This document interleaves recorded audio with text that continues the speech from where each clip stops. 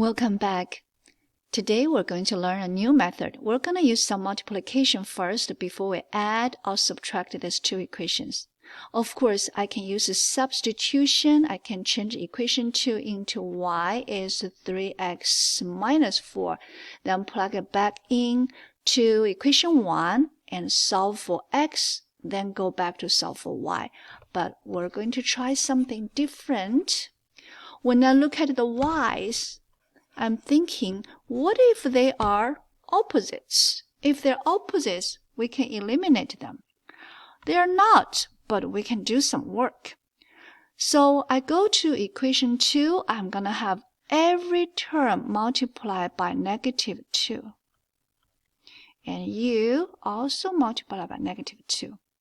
Now, I'm going to copy down the first one. Remember, everything's baby step right now. So negative 2 times 3x, that's negative 6x. Negative, negative, positive. Negative 4, positive 4, negative 2, that's negative 8. Now I can add them. Now when I add it, you see these two. They become opposites. They cancel out each other. And then negative 6x plus a positive 1x, that's negative 5x. And add together negative 15 divided by negative 5 each side, x is 3. Now, we got x is 3. Once we get x is 3, we can go back to, I'm going to pick the easier one to find a y. So 3x minus y, that's my original equation 2, okay?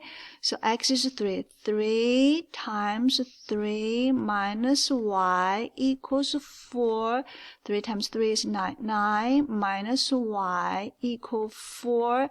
And y is 9 minus 4, y is 5. All right? So I can write down solution is 3, 5. This method is we try to eliminate the y's. What if we say we're going to eliminate the x? Let's try again. This time we're going to eliminate x. I'm going to erase all the portion here.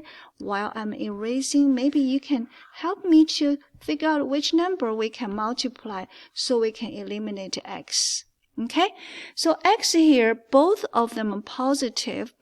If I multiply a negative number to x, and I will be able to eliminate the x. So this time we're going to multiply negative 3 to this term. Okay, and this one also times negative 3. This one negative 3. Very good. All right, I'm going to rewrite this first one right down here. Okay, negative 3x. Negative, negative, positive 6y, negative 3, negative 7, positive 21. I'm going to copy down 2 right down here. 3x minus y is 4. All right, now I can add this 2. When I add this 2, they cancel out each other, and then 6 minus 1, that is 5y. 21 plus 4, 25. And divided by 5 each side, y is 5. Okay? All right. So last time we solved for x first. This time we solved for y first. Then we're going to go back, find what is x. I'm going to use the equation 1, original equation 1. Which said x minus 2y is negative 7. That's original equation 1.